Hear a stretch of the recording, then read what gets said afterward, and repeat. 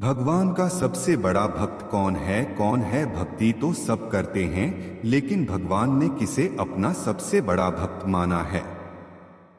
तो चलिए जानते हैं। नमस्कार दोस्तों, सनातन धर्म संस्कृति विज्ञान चैनल पर आप सभी का स्वागत है। अगर आप भी भगवान श्री कृष्ण के भक्त हैं तो कमेंट में जय श्री कृष्णा जरूर लिखें। तो चलिए शुरू है आज की प्रस्तुति। एक बार फिर देवर्षि नारद के मन में यह अभिमान पैदा हो गया कि वे ही भगवान विष्णु के सबसे बड़े भक्त हैं। वे सोचने लगे, मैं रात दिन भगवान विष्णु का गुणगान करता हूं, फिर इस संसार में मुझसे बड़ा भक्त और कौन हो सकता है? किंतु पता नहीं श्रीहरि मुझे ऐसा समझते हैं या नहीं। यह विचार कर नारद भगवान विष्णु के पास क्षीर सागर में पहुंचे और उन्हें प्रणाम किया। विष्णु जी बोले, आओ नारद, कहो कैसे आना हुआ? नारद बोले, भगवान मैं आपसे एक बात पूछने आया हूं। भगवान विष्णु बोले, मैं तुम्हारे मन की बात जानता हूं नारद, फिर भी तुम्हारे मुंह से सुनना चाहता हूं। नारद ने कहा, हे देव, मैं जीवन भर आपका गुणगान करता रहा हूं, पल पल हर क्षण मुझे बस आपका ही ध्यान रहता है। आप मुझे यह बताइए कि क्या मुझसे भी बड़ा आपका कोई अन्य भक्त है संसार में? भगवान विष्णु समझ तो पहले ही गए थे कि नारद को अपनी भक्ति पर अभिमान पैदा हो गया है, किंतु अपने मन की बात छुपाकर वे बोले, नारद, इस प्रश्न के लिए तो तुम्हें मेरे साथ मृत्यु लोक चलना पड़ेगा। नारद बोले, ठीक है भगवान, मैं मृत्यु लोक चलने के लिए तैयार हूं। भगवान विष्णु नारद को लेकर मृत्यु लोक चल पड़े। धरती पर पहुंचकर दोनों ने किसान का भेष धारण किया और एक गांव के किनारे बनी एक झोपड़ी की ओर चल पड़े। विष्णु बोले, नारद, मेरा एक बहुत बड़ा भक्त यहां इस कुटिया में रहता है। आश्चर्य है, क्या मुझसे बढ़कर भी किसी की भक्ति हो सकती है? नारद के मुख से निकला, क्या वह भी मेरी तरह आपका ध्यान लगाए रहता है? आओ स्वयं ही जान लोगे। विष्णु ने कहा और उस कुटिया की ओर बढ़ गए। किसान उस समय कुटिया के बाहर अपनी गाय को बांध रहा था। किसान उस समय कुटिया के बाहर अपनी गाय को बांध रहा था। उसके मुख से हरि हरि गोविंद का स्वर निकल रहा था। किसान भेषधारी विष्णु ने उसके निकट जाकर नारायण नारायण कहा तो किसान ने विनीत स्वर में पूछा, आप कहां से आए हैं भद्र? मेरे लिए कोई सेवा हो तो निसंकोच बताइए। किसान वेशधारी भगवान विष्णु ने कहा, हम नगर जा रहे हैं पर अंधेरा घिरने लगा है। वन में जंगली पशुओं का डर है, इसलिए रात भर आश्रय चाहते हैं। किसान ने प्रसन्न भाव से कहा, मेरी कुटिया में आपका स्वागत है भद्र, और जो रखा सूखा घर में है आपके लिए हाजिर है। भगवान ने मुझे आप लोगों की सेवा करने का अवसर दिया है, बड़ी कृपा हुई उनकी। बाहर दालान में एक खटिया पर दोनों को बिठाकर किसान अंदर गया और अपनी पत्नी से कहा, देवी, दो अतिथि आए हैं। किसान की पत्नी उस समय अपने बच्चों को भोजन परोस रही थी।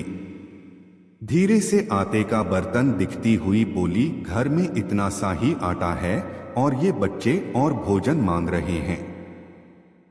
किसान बोला, कोई बात नहीं, हम अतिथियों को भरपेट भोजन कराएंगे। तुम बच्चों को आज कांजी बनाकर पिला देना।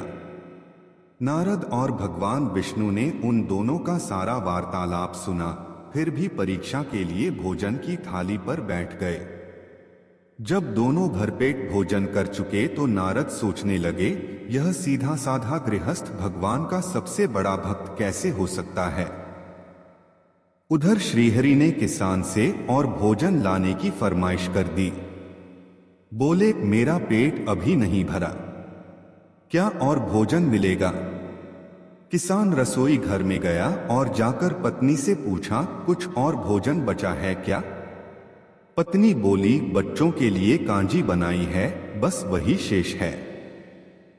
विष्णु और नारद वह भी पी गए। किसान और उसके परिवार को भूखे ही सोना पड़ा। भूखे बच्चे मां का आंचल थाम कह उठे, मां नींद नहीं आ रही है, मुझे बड़े जोर की भूख लगी है। पिताजी ने उन अतिथियों को कांजी भी क्यों पिला दी? किसान ने बच्चे के सर पर हाथ फेरते हुए कहा, अतिथि को भोजन कराना स्वयं विष्णु भगवान को भोग लगाने के समान है बेटा। बाहर दालान में दोनों अतिथि अलग अलग बिस्तरों पर लेटे हुए थे। भगवान विष्णु ने कहा, तुमने सुना नारद, किसान और उसके परिवार को भोजन नहीं मिला, फिर भी वह मेरे गुण गा रहे हैं। यह तो कुछ भी नहीं है।